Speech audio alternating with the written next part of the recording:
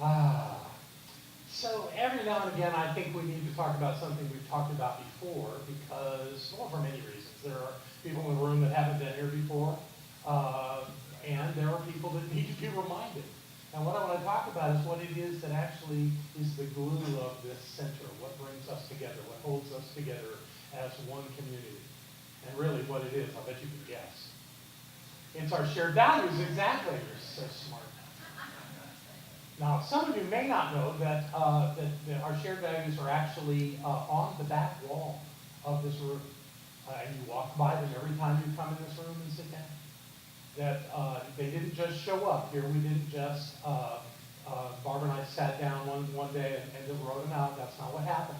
We actually brought it into a class that we came up with. Many of you, in fact, everybody in here that's a member, I would bet, has taken the membership in spiritual community class, where we talk about being in spiritual community, and one of the things we talked about is our values. When we started that class many years ago, the first group that came, there were 60 of us on an evening, and we spent 3 hours together. And one of the exercises we did was we talked about shared values, and I told a story that I heard some time ago. I actually heard it when I was at a Silmar many years ago. And asked him what he was going to do with the little pieces of paper that had the weight guesses on it.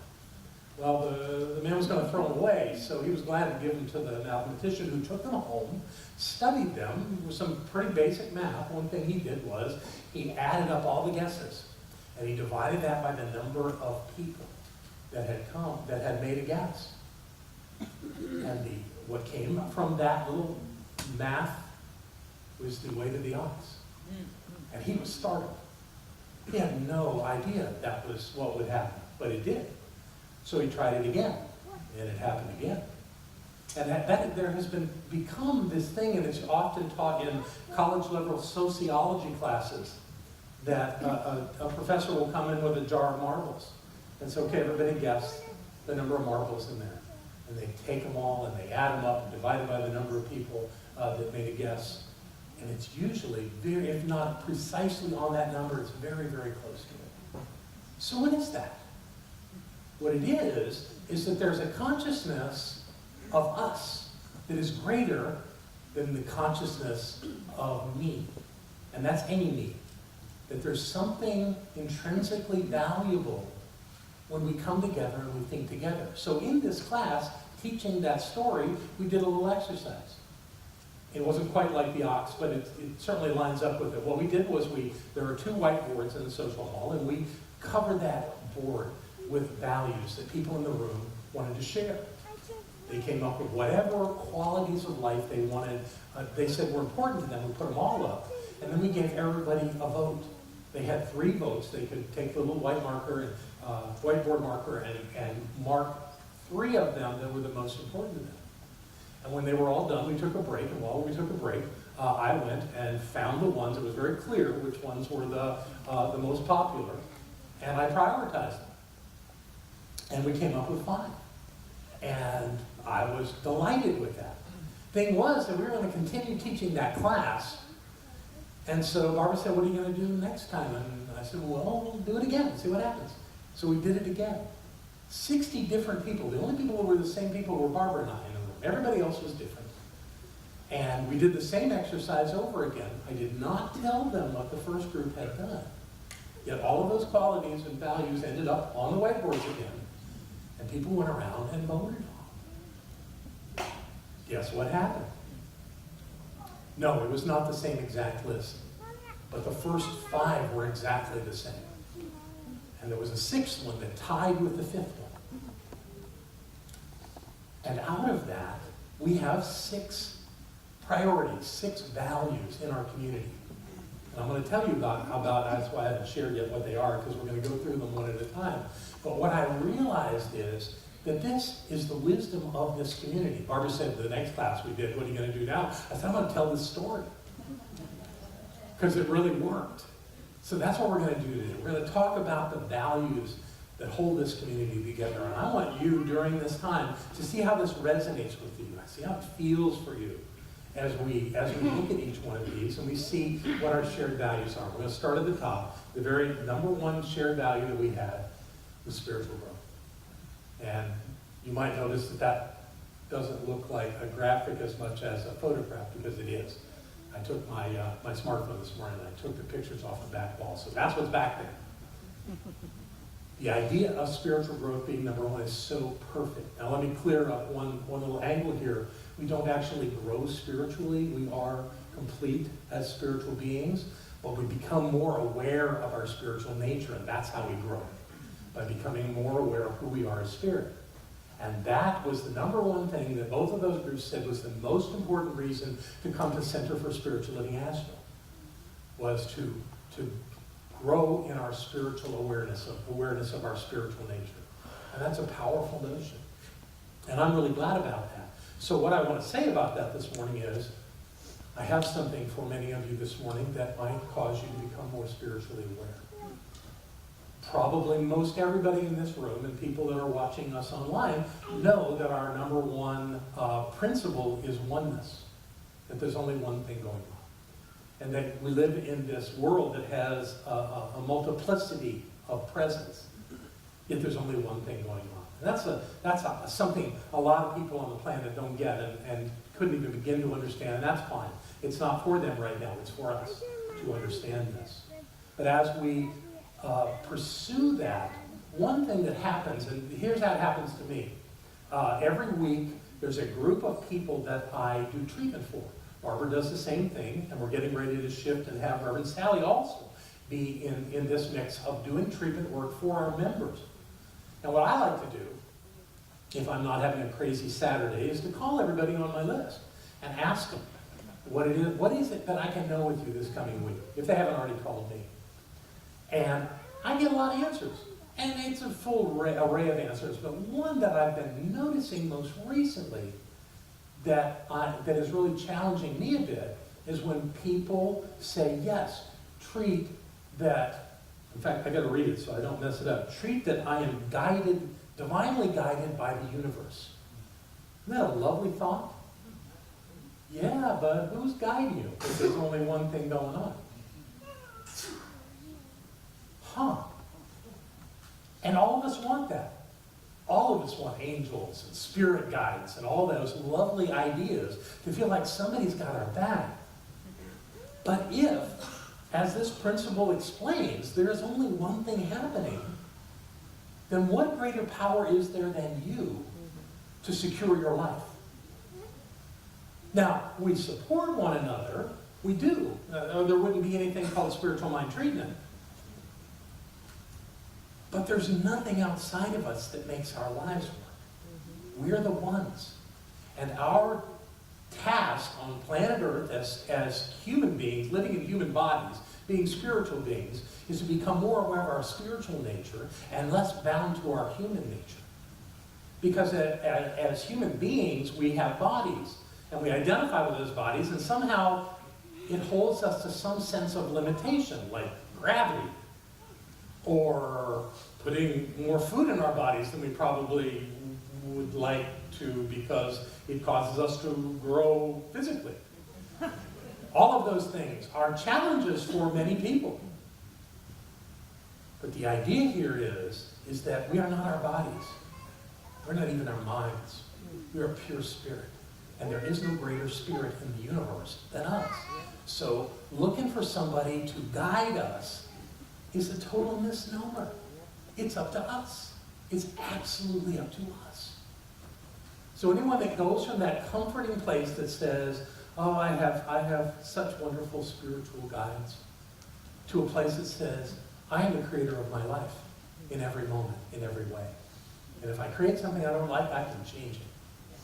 What power, what authority. And when we speak from that, our lives look different than having to rely on some outside knowing that'll kind of help us along. Well, but my guidance comes from inside me. Then it's you. So don't be looking for something to carry you through. That idea that you need something outside of yourself holds you at a limiting idea of who you are. You're more than that. So this idea of spiritual growth is about getting how powerful you are, how amazing you are. That doesn't mean that we don't treat for one another. We do. We lift one another up. But the true power in our lives comes from us. Individually, we are spirit. We are guiding our lives. Yes. We are making this thing work. In the midst of this, I had another revelation. You've heard of faith healers. We've actually had some of that here. Faith healers. I'll put my hands on you and you'll be healed. How does that work if there's only one thing going on? After years and years of experiencing that, it was like an epiphany when I suddenly got what was going on. The healer's simply giving you permission to heal yourself. Yes. That's what's going on. Yeah.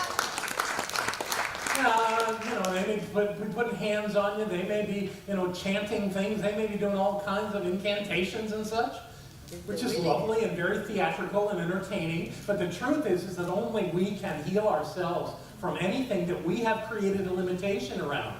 No one else can do that for us. Yep. And isn't that lovely to know that? And when people go, I had a healing, I went and saw blah, blah, and I had this healing. Well, good for you. You healed yourself. Congratulations. Yep. Well done. Let's do more of that. So that's your lesson for spiritual growth this week. Sit with that and see if there is something there for you. There certainly is for me, because when I hear words like spirit or universe, there's this allure to go out and play a two-person game or a two-thing game. But I'm working on it, and I want you to work on it with me. So we don't go there.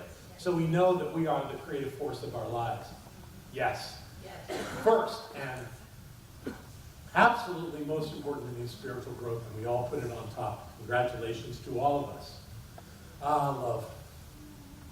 Just in time for Valentine's. Yay. So y'all have wonderful Valentines. That's about the extent of what I'll say about that. I will say about love, though, that I have a different take on it than most people do. Most people think that love is a commodity that I can give to someone or receive from someone, or that someone can deny me. Nah. I can't find any other synonym for the word love that works better than spirit. The thing about love, though, is it kind of awakens our emotional state when we're aware of love. But I do not believe that I can give you love, or that I can deny you love, or that anyone else can. Many people play that game, they feel like they're unloved. That's impossible. You're breathing. Love is ubiquitous. Love is the presence of the divine. It's everywhere and always. You can't be denied. So here's what I'd like you to think about doing with this idea of love being our second shared value. It's essential to this community. There's a lot of awareness of love in this room. We love each other, but I'm not turning that into a verb. I'm saying that because we are together, because we look into one another's eyes, because we hug, because we truly believe in one another, we're aware of the presence of God through that process. And it enlivens us. It lifts us up. It helps us to be who we have come here to be from a place that absolutely works. So the power of love to me is for us to awaken to be aware of it no matter what. I've used that so many times in my life where something was wrong, something was bad, something wasn't working. I went, wait a minute, where's love? Right here where I am. It shifts everything. It gives us a chance to reset, to reboot, so that we can know the truth is that we cannot be without the divine, and we cannot be without love. They're the same thing. So that's your Valentine's piece. The third one is gratitude. Probably the most powerful action that we as spiritual beings can take. Because when we are in gratitude, when we remember and say thank you and mean it, when we're in that kind of space, our lives must align with that. Something went wrong, say thank you, it doesn't work. It's a lie. But if there's nothing that can go wrong, that what happens, happens, and we can adjust and adapt to anything that happens, we stay in our gratitude. We stay focused on the part of our life that really, really works. And if we want to advance on that, we can focus on the stuff that isn't working in our lives and find the presence of the divine in that and be grateful for it. I've never found a situation in my life where if I didn't sit still enough and allow it to be revealed within me, just shut up long enough, John, to get this, that even the hardest things of my life are in the midst of the divine. And they are my way of being supported by me because I created all of them. They're my call to wake up to my spiritual nature. I've always said challenges are about revealing to us who we are because we're bigger than whatever the problem is. And if we can do that, then we remember who we are. Then that spiritual presence that we are is well established in our understanding and life shifts. Being grateful is the best way I know how. So stick with your being grateful as much as you can every day. I know that there are people that write down their points of gratitude every day. I did that for a couple of months, and it was quite amazing. So if you're struggling with that, if you think your life doesn't have a whole lot to be grateful for, sit down with pen and paper and check it out and see if it doesn't look different. We all think that we've lost something terrible when someone leaves our lives, whether they do it physically by leaving their bodies or they just say, I'm done with you.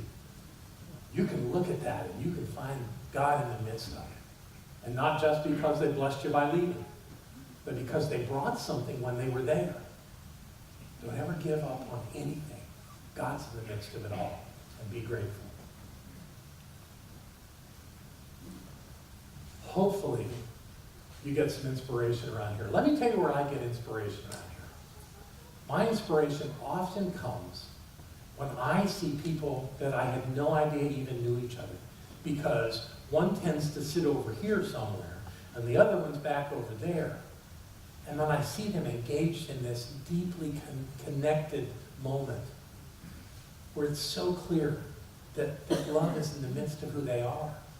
That inspires me. It means that all the work it took to create Center for Spiritual Living Asheville in the city of Asheville was worth it. It was worth it because these connections were made.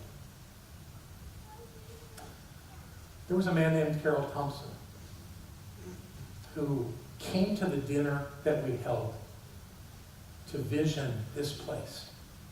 Carol had had a stroke, so he didn't speak loudly, and he walked with a walker. But near the end of that meeting, he stood up and wanted to speak, and the whole room went silent. And what Carol said to us was, you're going to build that center in Asheville for people that are looking for you in Asheville now. But keep in mind, you're also building it for people 100 years from now that you'll never meet. Just went to the core of me, how big this is, this thing we do. That it's not about me. That it's about people I'll never meet. It's about this wonderful way that we connect beyond lifetimes. And I'm so grateful. And Elizabeth, I didn't know you were going to be in the room. Thank you, Elizabeth and Carol were married. He's gone now. That's inspiration to me. You'll find it all over this place. You find it in the band, in the music that we do. You'll find it in a quiet conversation over a cup of tea. You'll find it when you need it. It's an integral part of who we are, is to inspire and lift one another up. Because when we lift one another up, we are also lifted. And you can't separate the two. Inspiration. And the fifth one is joy. And I've been sitting with joy, I've been looking at how that works in our lives. Most of my life I've used happiness and joy interchangeably. But what I'm getting is that happiness, I get happiness. I'm there. I want to be a happy person. But the one thing that seems sustained emotionally for me is joy. It's like it doesn't have ups and downs. I don't allow that. Joy is an absolute, which takes us back to the presence of the divine. Because the constant in our lives is that idea of oneness. And that if we use joy as the filter, as the lens to look at life, then there's joy in everything. I'm into yoga last year or so. I've been all into doing yoga. And one day at yoga, a guy came up to me and he said, "Are you always this happy?" And I said, My intention is to be filled with joy all the time, no matter what. I don't want to tell you that I do. Apparently I do at yoga. But that's my intention in my life, is to live a joyful life. Because when I am joyful, my life seems to work. And when I'm otherwise, I seem to have more challenges. So I pick joy. And I think that we do that for one another, that we actually lift one another up into joy all the time. We've had people leave this room saying, you people are just way too happy. They come back, they wait a few months, and they'll check it out again. And somehow they will have changed, and now it works for them. Good, yay. You'll plant all the seeds you want. So be joyous, and use this community to create joy in your life by who you connect with, by who you love, by what's important to you. That's why we're here. So that was the fifth one. And that was our first round that we got that from. And then, of course, on the next round, joy tied with conscious creation. Conscious creation. And I love the way that's said. I don't know that I would have ever called it conscious creation, but that's a great name for what it is we do. And we do teach conscious creation. That's what spiritual mind treatment is. You know, we get complaints from some people, some criticism that we're only about getting stuff. And I like stuff. So I have no problem with stuff. With having things in my life, nice things. I like that. But look where it is on the list. It's not at the top of the list. It's in the most important, and I'm really grateful that it's there. It's something that we can do. But to do it, I think we need the other 5.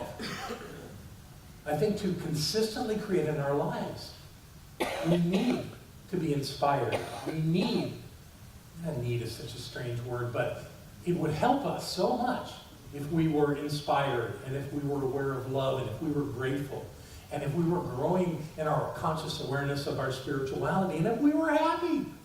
If we have those things going on, it's really easy to create consciously in your life. That's what we come here to do, all of these things, to learn who we are, to live in that knowing, and to work with one another to create that. That's why being a member in this community is so important to me, because that's an investment of you into something greater. And I don't believe that anyone who is truly invested in this center cannot be receiving great blessings in their own lives for that. I've seen that over and over again, that that's how we move through life, is by giving. And by giving, we're priming the pump of life, so stuff is coming. And if it's not, then we're blocking it somehow. And we need to look at that list again and see where it is that we've fallen a little shorter than we want to be. Although I don't want you to get the idea that these are challenges for you. That the idea of being aware of love or gratitude or inspiration or joy or any of the rest is something that you have to work hard at. It isn't. It's what we do here. It comes naturally to us. And everything that we do here, we translate out into our lives beyond these walls and bring that to the world. And that's how we make the world a better place. By knowing who we are as the oneness of spirit. And by bringing our gifts, our joy, our awareness of love, and all the rest to that place that makes life so extraordinary. And if we keep doing it, we're going to keep getting it, no matter what. That's the truth. This is who we are. This is what we stand for here. Thank you for being in this wonderful journey with me. I adore you, and I am so grateful for you. And I love you. Thank you.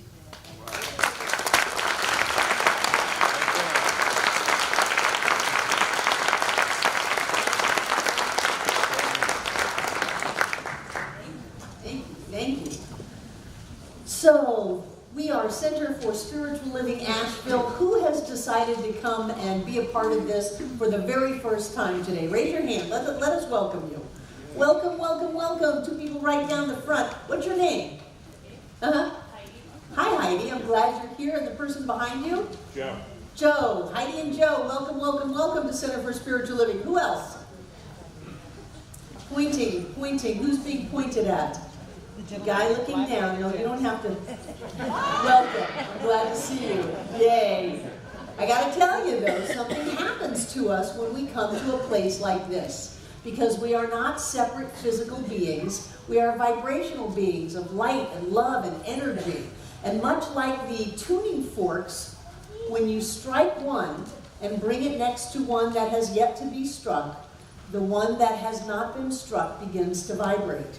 And so when we come in here, we are touched and lifted by the energy and the vibration of everyone around us. And I'm so grateful that we get to vibrate high together as we live these wonderful, wonderful lives. The people who gave you the card, if you want to give us your name and address and email address, that's wonderful. We'll keep you informed. They also have a gift for you after the peace song. So welcome, and I'm glad you're here. And now I'd like to invite our prosperity acceptors to come forward. And while they are, I want to talk to the camera and thank you for being a part of this amazing teaching around the world. All of you in Bulgaria, I want to give a special shout out to. I'm touched that Bulgaria, other than the U.S., is the #1 country that watches our Sunday morning celebration. Yay, Bulgaria!